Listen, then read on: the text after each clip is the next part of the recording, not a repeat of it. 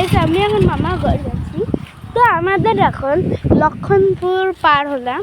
দেখুন এখানে একটা পাহাড় আছে, কি সুন্দর লাগছে পরিবেশটা, অনেক হাওয়া চলছে, মেঘটাও আজ দারুণ লাগছে, কিন্তু বলতে গেলে নয়, মেঘ খুব ভালো সুন্দর লাগছে।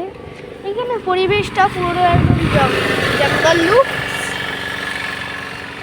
দেখতে পাচ্ছেন। তো এই পরিবেশটা খুব ভালো লাগছে, দেখছেন একটু একটু মেঘলা করে আছে। আপনাদের জুম করে দেখাতে পারবো না।